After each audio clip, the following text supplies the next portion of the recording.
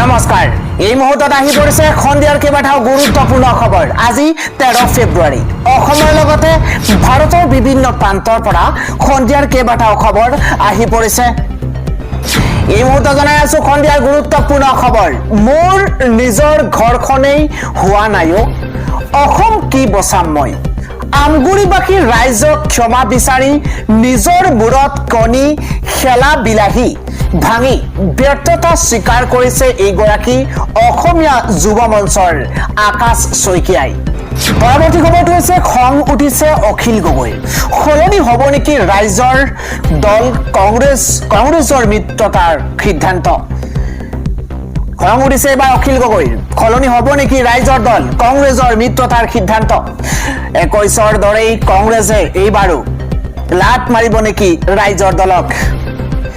বিধায়ক অখিল গগৈয়ে এই প্ৰশ্ন উত্থাপন কৰিছে পৰৱৰ্তী খবৰটো হৈছে বিধায়ক চেয়াৰমেনে বেলেগৰ পিঠা দি বিহু পাতি ভাল পায় এইটো তেখেতৰ এটা অভ্যাস এতিয়া মোৰ বন্ধু মানুহ ইয়াতকৈ বেছি আৰু কি কম কৰাৰকুল দলং সন্দৰ্ভত এই মন্তব্য কৰিছে জনিয়াৰ বিধায়ক হাফিজ ৰফিকুল ইছলামে তেওঁ কৈছে যে বিধায়ক চেয়াৰমেনে বেলেগৰ পিঠা দি বিহু পাতি ভাল পায়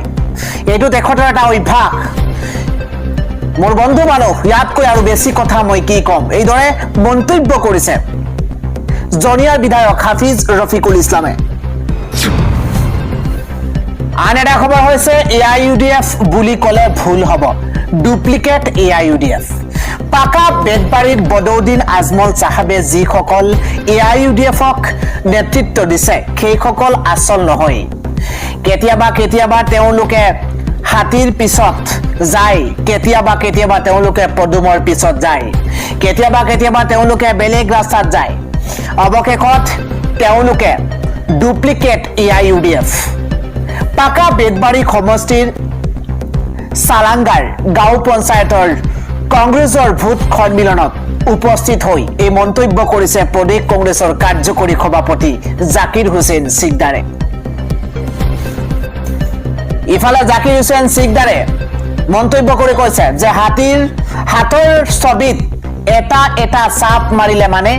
বাউণ্ডাৰী ৱালৰ এটা ইটা লগোৱা হ'ল বিধায়ক জাকিৰ হুছেইন সিকদাৰে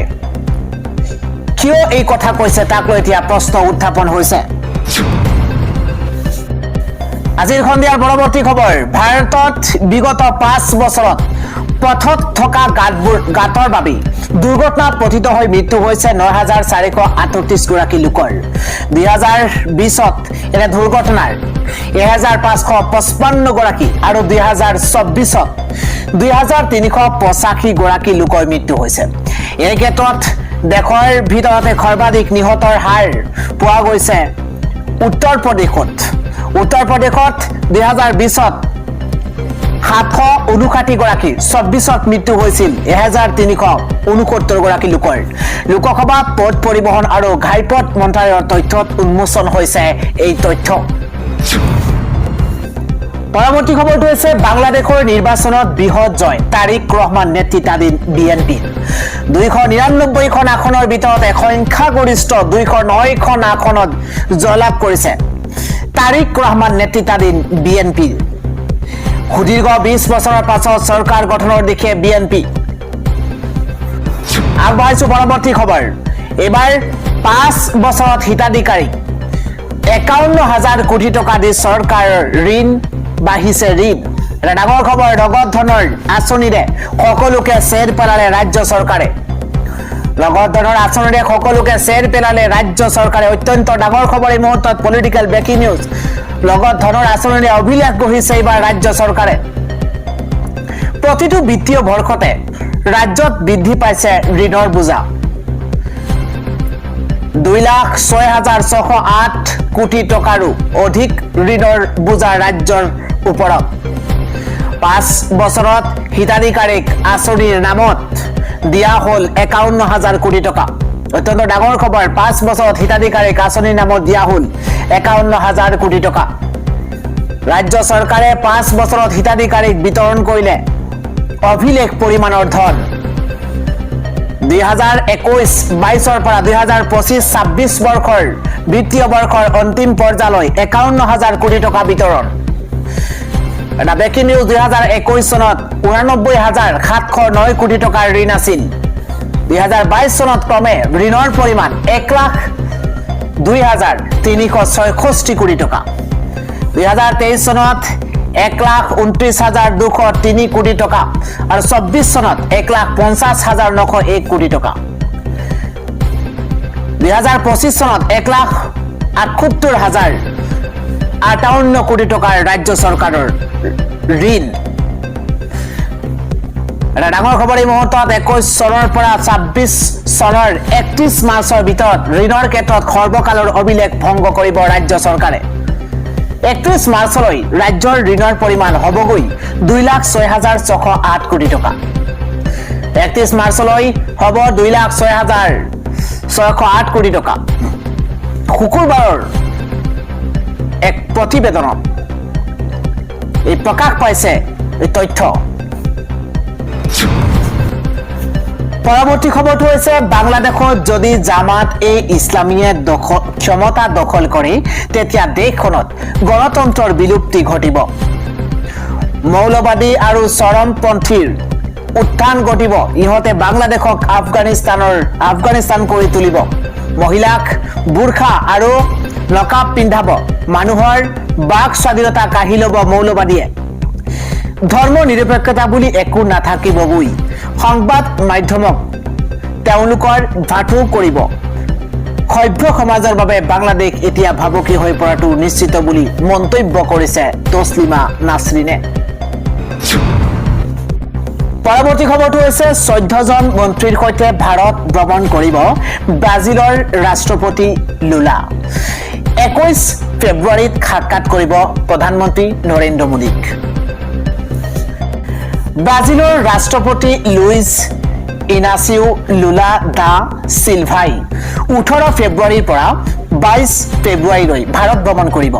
তেওঁৰ সৈতে 14জন মন্ত্ৰী আৰু মুখ্য কাৰ্যবাহী বিষয়াৰ উচ্চ পৰ্যায়ৰ প্ৰতিনিধি দল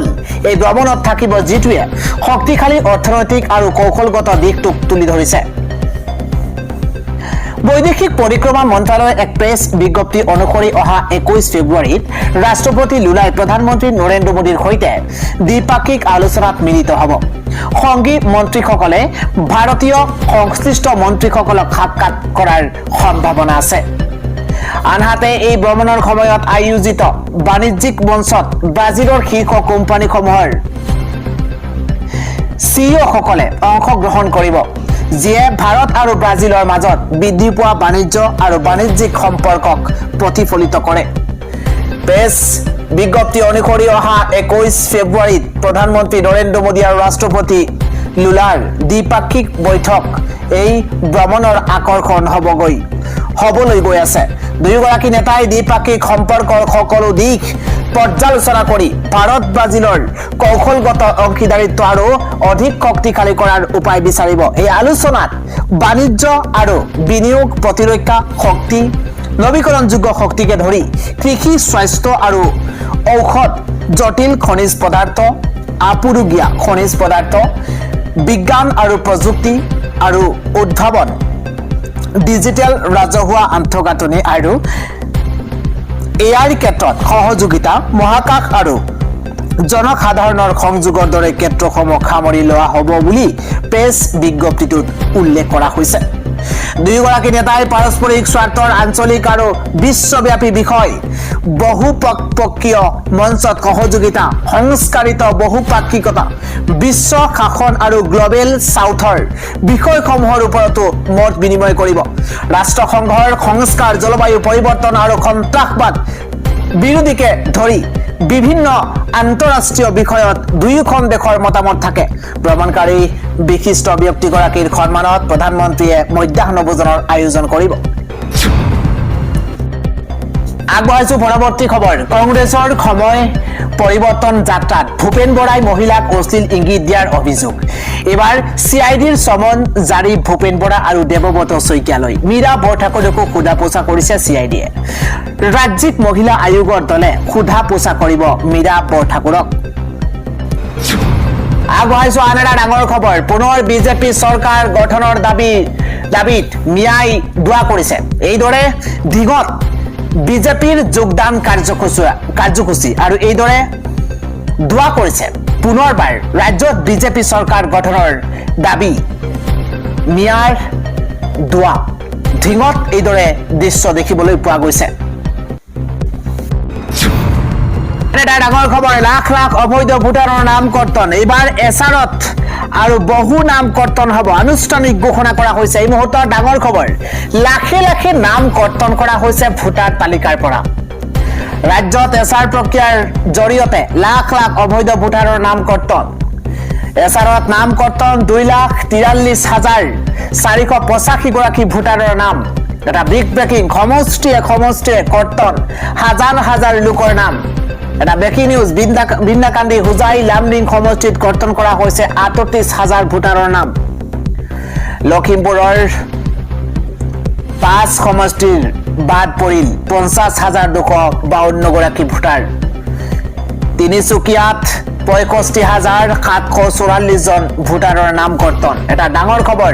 ধুবুৰী জিলাৰ 21,978 গৰাকী ভোটাৰৰ নাম কৰ্তন এটা ডাঙৰ খবৰ এই মুহূৰ্তত বাক্সা জিলাত কৰ্তন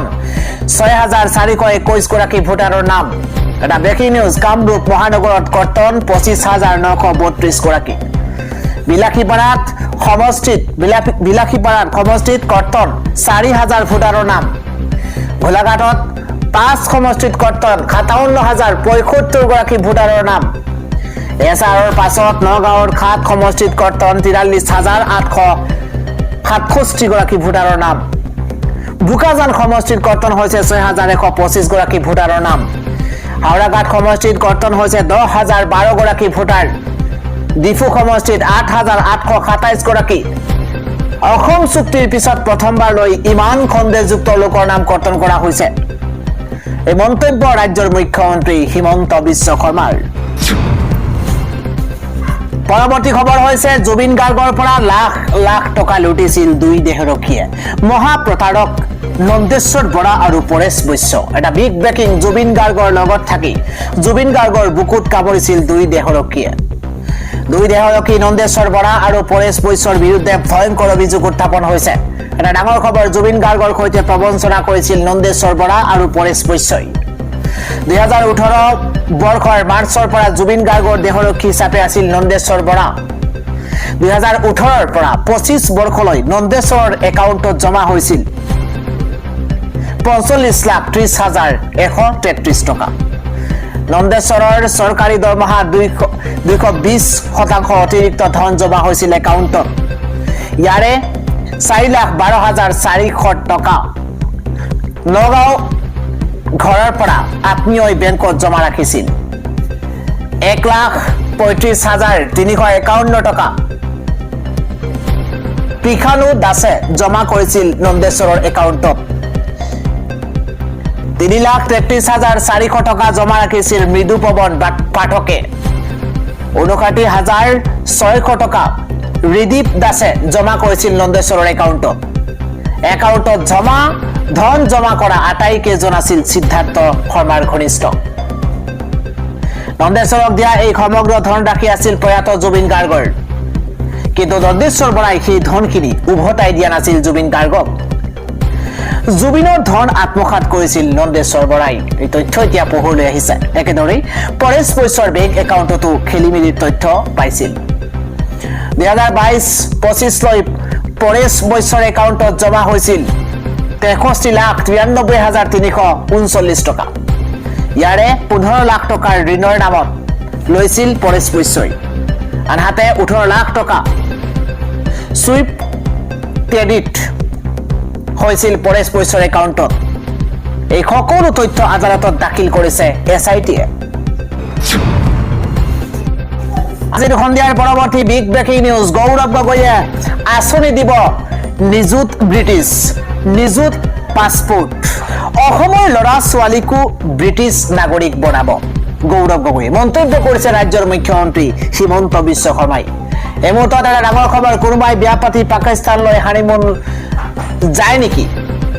কোনো দেশপ্ৰেমী ভাৰতীয়ই পাকিস্তানলৈ নাযায় মনত বেয়া উদ্দেশ্য থকা লোকেহে শত্ৰু ৰাষ্ট্ৰলৈ ফুৰিবলৈ যায় আমি দিওঁ নিযুত মইনা আঁচনি গৌৰৱ গগৈয়ে দিব নিযুত ব্ৰিটিছ আমি দিওঁ নিযুত বাবু আঁচনি গৌৰৱ গগৈ দিব নিযুত পাছপোৰ্ট কংগ্ৰেছৰ চৰকাৰ হলে ব্ৰিটিছ পাছপোৰ্ট আঁচনি দিব গৌৰৱ গগৈয়ে এই মন্তব্য কৰিছে লাচিতৰ বংশৰ মানুহে ধৰ্ম খলোৱাটো দুৰ্ভাগ্যজনক এদিন গৌৰৱ গগৈয়ে ভাৰত এৰি বিদেশৰ নাগৰিকত্ব ল'ব পুনৰ গৌৰৱ গগৈক লৈ মুখ খুলিছে ৰাজ্যৰ মুখ্যমন্ত্ৰী হিমন্ত বিশ্ব শৰ্মাই পৰৱৰ্তী খবৰ হঠাৎ ইউ টাৰ্ণ মাৰিছে সংখ্যালঘুৱে কংগ্ৰেছ এআইইউডিএফ এৰি বিজেপিত সৰ্ববৃহৎ যোগদান এই মুহূৰ্তৰ ডাঙৰ খবৰ কংগ্ৰেছ এআইইউডিএফ এৰি যোগদান কৰিছে বিজেপিত অত্যন্ত পলিটিকেল ব্ৰেকিং নিউজ চৰ চাপৰিৰ হাজাৰ হাজাৰ সংখ্যালঘুৱে বৃহৎ ঘোষণা কৰিছে বৃহৎ যোগদান কাৰ্যসূচী এই মুহূৰ্তত 100ৰ পৰা 200 200 নহয় একেলগে 5,000ৰো অধিক সংখ্যালঘুৰ যোগদান এই মুহূৰ্তৰ ডাঙৰ খবৰ কংগ্ৰেছ এআইইউডিএফে গাদ্দাৰী কৰাৰ অভিযোগত বিজেপিত যোগদান ধিং সমষ্টিত বিজেপিত এই বৃহৎ যোগদান এই মুহূৰ্তৰ ডাঙৰ খবৰ বিজেপিত যোগদানৰ পাছতেই ধিঙৰ পৰা বিজেপিক জয়ী কৰোৱাৰ হুংকাৰ ডাঙৰ খবৰ হঠাৎ ইউ টাৰ্ণ মাৰিছে হাজাৰ হাজাৰ সংখ্যালঘুৱে কংগ্ৰেছ এআইইউডিএফ এৰি এবাৰ যোগদান দেখিবলৈ পোৱা গৈছে বিজেপিত হাজাৰ হাজাৰ লোকে বিজেপিত একলগে যোগদান কৰিছে চৰ চাপৰিত হাজাৰ হাজাৰ সংখ্যালঘুৰ বৃহৎ যোগদান বিজেপিত হঠাৎ ইউ টাৰ্ণ মাৰিছে হাজাৰ হাজাৰ সংখ্যালঘুৱে 100-200 গৰাকী নহয় একেলগে 5,000ৰো অধিক সংখ্যালঘুৱে বিজেপিত যোগদান কৰিছে অত্যন্ত ডাঙৰ খবৰ এই মুহূৰ্তত জনোৱাৰ চেষ্টা কৰিছো ইউ টাৰ্ণ মাৰিছে হাজাৰ হাজাৰ সংখ্যালঘুৱে অৰ্থাৎ আকোৱালি লৈছে বিজেপিক আৰু বিজেপিক জয়ী কৰোৱাৰ সংকল্প লৈছে এআইইউডিএফ কংগ্ৰেছ এৰি এবাৰ যোগদান কৰিছে বিজেপিত